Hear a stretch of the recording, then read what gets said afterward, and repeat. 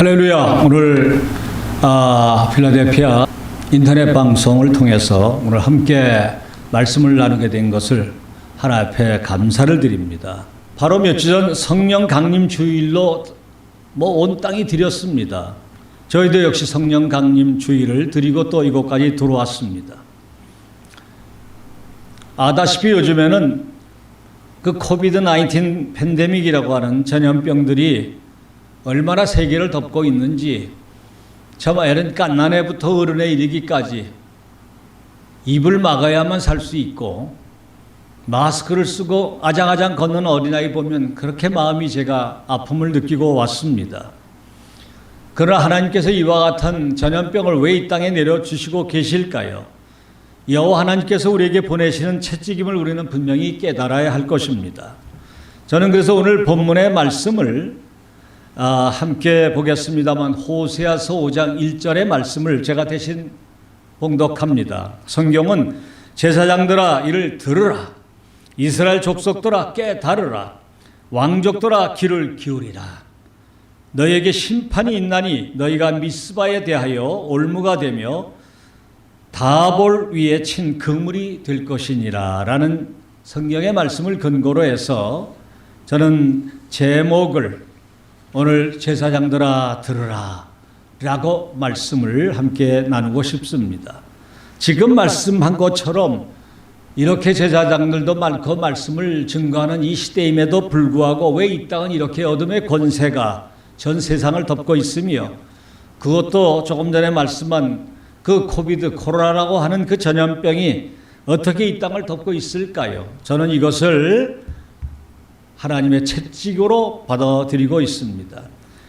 그러므로 코비드-19이라고 하는 이 코로나의 소멸은 하나님의 성전에 나가야 됩니다. 그리고 나가서는 회개하고 예배를 드려야만 하고 기도를 해야만 이 땅을 치료하시겠다라고 성경은 말씀하고 있는 것입니다. 자, 방역 단계를 매일 올리다 그럽니다. 1단계요, 2단계요, 2.5단계요. 그 방역 단계를 올려서 성전 예배를 제한해 받자, 오는 사람들의 발걸음을 막아 받자, 확진자들은 날마다 더 늘어나고 있을 뿐입니다.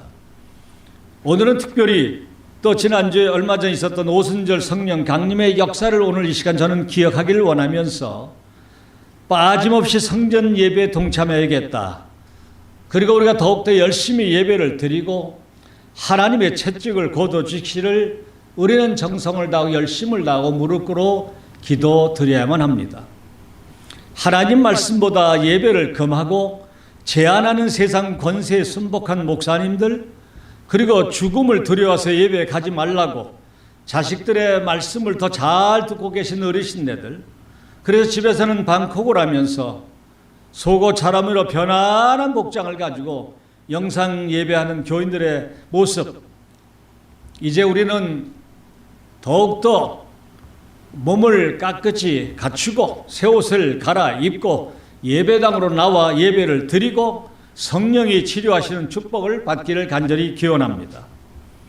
성전 예배만 예배가 아니니까 어디서든지 영광과 진리로 예배만 된다라고 하며 성도들을 오도하고 있는 잘못된 목사님들이 앞으로 코로나라고 하는 그 질병이 없어진다 할지라도 흩어진 양무리들을 어떻게 양우리로 다시 한번 모아드릴 수 있겠습니까? 한국의 교회 장례가 유럽교회처럼 성전이 술집으로 팔려나간다는 일이 곧 일어나지 않겠다라고 누가 보장할 수 있습니까? 이제 우리 목회자들부터 제사장들로부터 일사각오의 회개가 있어야 합니다. 그리고 먼저 예배를 드리러 성전으로 나아가도록 해야 할 것입니다. 여호와의 말씀에 순종하십시다. 그 몇백 안 되는 벌금과 죽음을 두려워해서 성전에 나오지 못하도록 우리의 영생의 믿음이 그렇다면 어디로 나가야 하겠습니까? 믿음을 다시 찾아야만 하겠습니다. 그러므로 얼마 전 드렸던 성령 충만한 성령의 강림 주의를 우리 다시 한번 되찾는 그러한 계기가 되기를 간곡히 부탁합니다. 오늘 본문 속에서 제가 말씀드리던 것처럼 제목대로 제사장들아 너희는 들을지어다, 이스라엘 족속들아 깨달을지어다, 왕족들아 귀를 기울이라. 오늘 본문 5장 1절에서 나오는 말씀 모두는 지도자에 대한 심판의 말씀입니다. 지도자가 잠자고 있었고 말씀에 증거를 해야 할 사람들이 증거하지 않고 말씀을 붙잡아야 할 자들이 말씀을 붙잡고 않고 있기 때문에 이 시대가 이렇게 악하게 되었습니다. 칼들은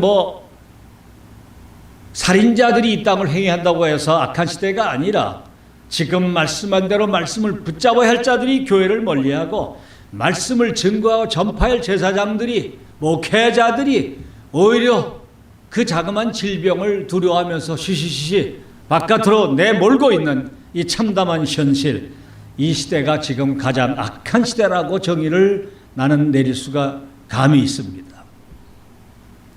그렇다면 이제 영적 지도자가 해야 할 가장 중요한 일은 단연코 뭘까요? 그것은 다시 전자로 돌아가서 말씀을 우리가 강하게 증거해야만 한다는 것입니다. 살아가신 여러분, 여호와를 아는 지식을 선포하는 일보다 더 중요한 일은 이 땅에 없습니다. 미국에서 목회했던 어떤 목사님이 하신 말씀을 들을 기회가 있었습니다. 그런 안식년을 맞이해서 6달 동안 한국에 오셔서 이 교회 저 교회를 찾아다니면서 그가 설교 말씀을 귀 기울여 들었다라고 그가 고백하셨습니다. 어떤 때는 6개월 동안에 주일에 2군데씩을 그래서 머무는 짤막한 기간에 50교회를 방문하셨다고 합니다. 그런데 그분이 나중에 하시는 말씀은 그렇게 50개 교회를 찾아다녔지만 십자가의 복음을 증거했던 교회는 딱 한 군데밖에 없었다. 가슴 아픈 얘기를 하셨습니다. 그렇다면 나머지 49개 교회는 뭘 했다는 말씀일까요? 그분의 말씀을 들어보면 설교대, 설교 시간에 신문 기사를 해설해주고 베스트셀러를 요약하고 심리학들 이야기를 즐거하게 풀어내놓고 의사들이 방송에서 말했던 건강 지식들을 재방송하고 있었다라고 말씀하고 있습니다. 그러면서 떠나기 전에 그가 남겼던 얘기는 목회자들이 제사장들이 이렇게 해서야 한국교회가 살아날 수 있겠느냐라고 하는 가슴 아픈 얘기를 그분이 하셨습니다. 여러분 그렇습니다. 말씀의 사역자가 죽으면 교회가 죽습니다. 실제로 교회가 지금 이 꼴이 된 것은 평신도들의 문제가 아닙니다. 사실은 말씀을 전하는 목회자요 오늘 본문에서 말씀하고 있는 사역자들이고 제사장들입니다. 지도자들입니다.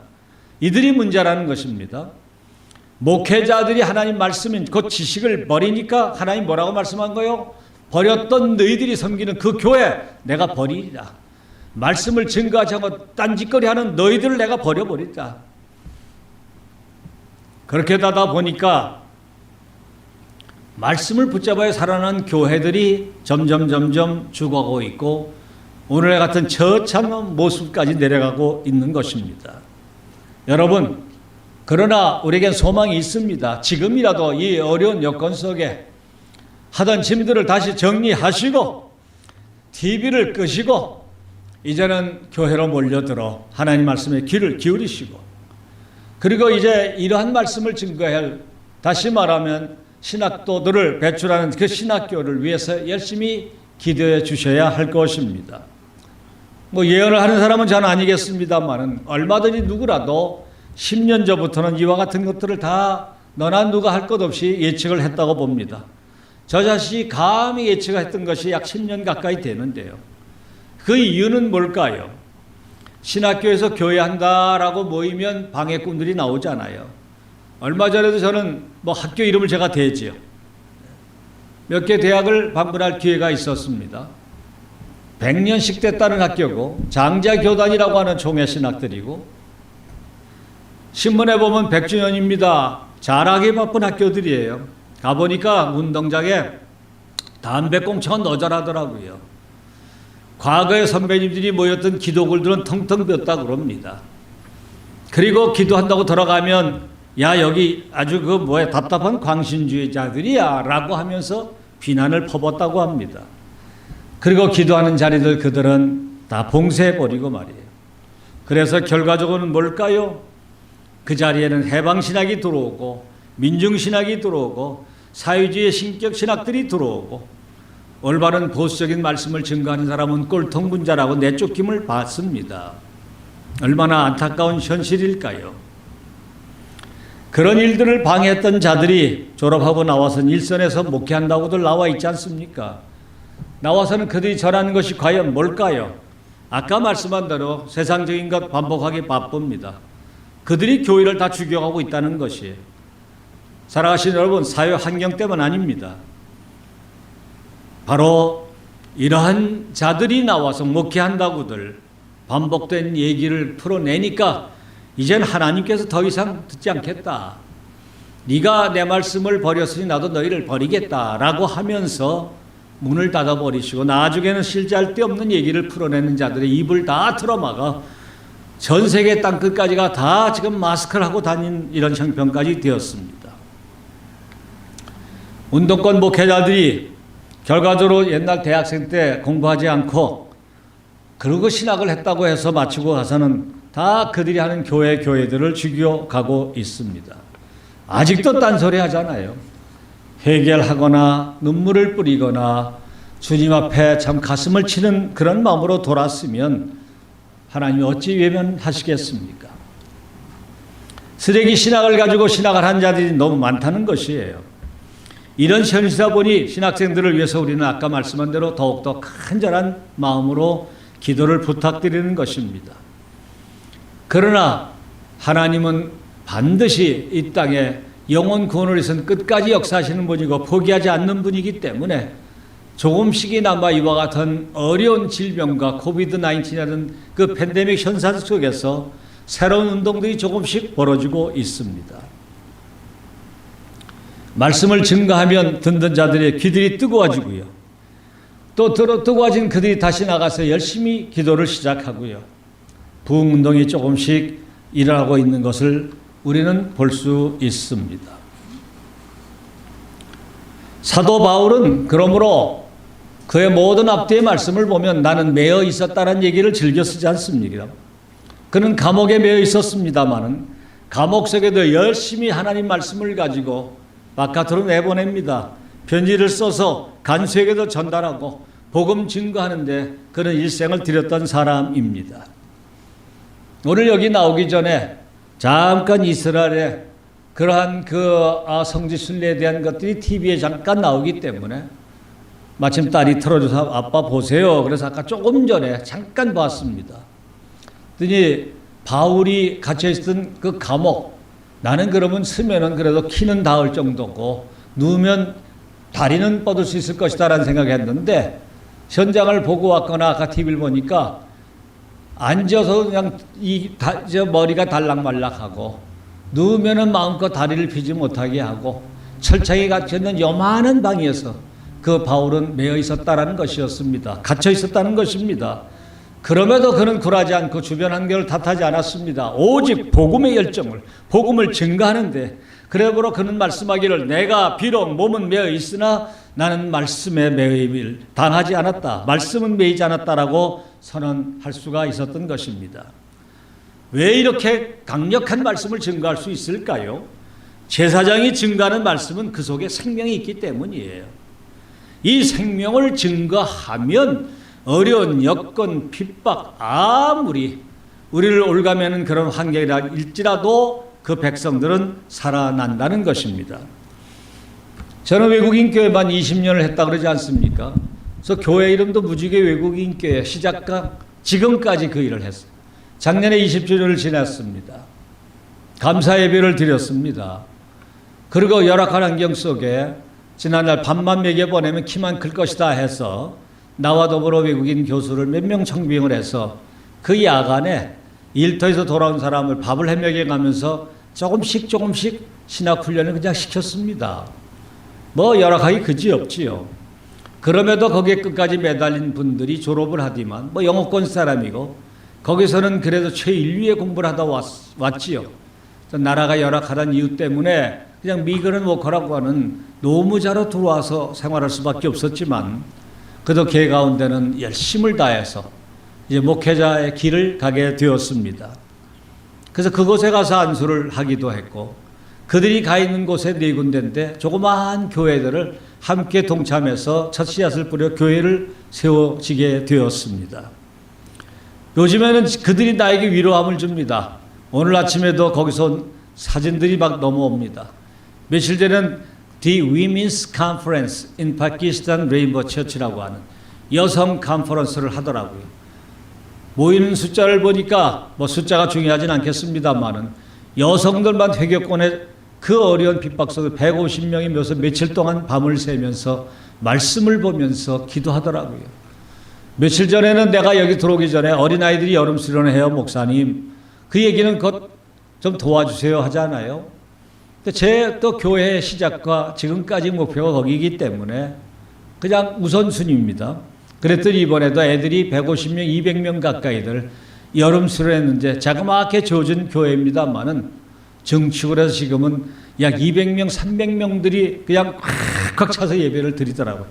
그 사진을 저는 오늘도 이 예배 전에 보고 왔고 기도하고 돌아왔습니다. 저에게는 커다란 위로가 되었습니다.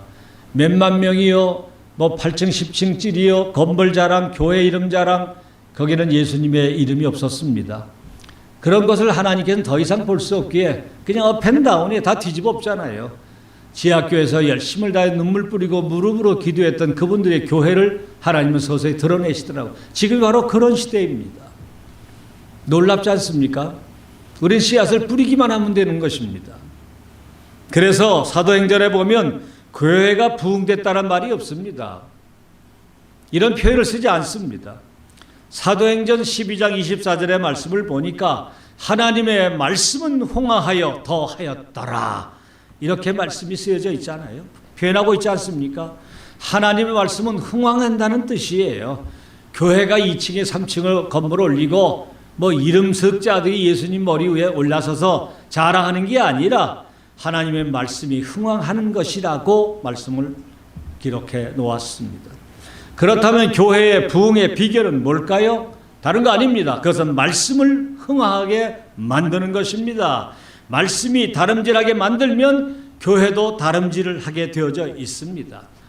그것은 뭘까요? 말씀은 생명이기 때문에 말씀과 교회 부흥은 직결되어 있다는 것입니다. 그러면 이 지금 같은 이런 악한 시대라고 하는 시대를 두고 말하는 것은 과연 뭘까요? 아까 말씀한 대로 제사장들이 말씀을 버리는 이 시대를 악한 시대라. 호세아서 4장 6절 하반절을 보니까 내가 지식을 버렸으니 나도 너희를 버리리라. 너희가 내 말씀을 버리니 내가 내 제사장을 되지 못하게 막으리라. 제사장이 무엇을 버렸다고 말씀하지요? 지식을 버렸다고 말씀하고 있지 않습니까? 그러니까 하나님의 말씀도 나는 너를 버리리라. 그들이 섬기는 교회도 내가 외면하며 버리리라 라고 말씀을 하고 있는 것입니다. 오늘 이 아픔의 시작과 결과는 바로 이 말씀에 준해야 우리가 귀 기울이고 잘못된 것을 발견했으면 빠른 시간에 무릎 꿇고 회개하고 다시 주님의 말씀 앞으로 몰려 나와야 합니다. 예배라고 하는 것은 비대면 예배가 없습니다. 너희들이 내 앞에 나와서 예배를 드릴 때 주님은 그 예배를 받으신다고 하셨습니다. 너희가 내 앞에 와서 드렸을 때 드린 그 헌금을 하나님께서는 받으시겠다고 말씀하였지, 집에서 아까 말씀한 속옷 차림으로 그냥 드리고 싶으면 드리고 싫으면 방송 그만 켜놓고 나가서 딴짓거리하고 들어오고, 이것이 아니라는 것을 기억을 꼭 하시기를 바랍니다. 이번 기회를 통해서 우리가 한국의 교회, 나중에는 그 전 세계 땅끝의 모든 교회들이 회복되기를 간절히 축원합니다. 며칠 전 저 휴스턴에 있는 미국인 교회에서 예배를 드릴 기회가 있어서 참석하고 왔습니다. 마스크 한 사람이 하나도 없어요. 예배가 꽉 찼어요. 제가 보기에는 그래도 그 교인이 한 10,000명, 15,000명 되는 교회인데 아마 80~90%가 찬 것 같습니다. 한국은 떠나는데 미국 교회는 다시금 깨달음을 갖고 회개하고 지금 모여드는 시대인 것 같습니다. 분명히 둘로 갈라놓더라고요. 그래서 찬양을 하는데 저도 찬양을 같이 뒤에서 막 불렀더니 예배를 끝나고 날 때 앞에 계신 미국 그 백인 어르신분들이 찬양을 잘 들었다고. 나는 그저 뒤에서 같이 찬양을 아주 열심을 다해서 그냥 불렀을 뿐이에요. 그래서 어디서 왔냐고 제가 한국에서 왔습니다. 그게 한국의 위상을 높여드린 거고 우리의 조상들이 핍박과 억압 속에서 예배를 드렸던 그 예배의 모습을 후손들인 우리들이 계속 뿜어낼 때에 어떤 나라 어떤 장소를 가더라도 그들이 똑같이 은혜를 받고 한국에 대한 교회의 위상을 함께 높여드리는 증인이 됨을 우리가 믿기를 원합니다. 오늘도 이렇게 건너서 인터넷 복음 방송 참 이름 없이 빛도 없이 누가 이 일을 감당하시겠습니까? 지금 말씀하신 그대로 제사장들아 이 말을 들으라라고 하는 그 말씀 따라 복음 방송을 통해서 인터넷을 통해서 멀리 떨어지는 그들의 길을 열어주고자 그들을 모으고자 바로 이 방송을 하나님께서 세우셔서 이와 같이 이 방송을 도구로 사용하고 있다고 저는 믿습니다. 많은 분들이 함께 기도로 동참하시고 최선을 다하시는 이 복음 방송을 어떤 곳에 계시든지 청취하면서 우리가 마음으로 또 믿음으로 후원하셔서 이 방송이 멈추지 않고 끝까지 잘 나가기를 예수님의 이름으로 축원하여 드립니다.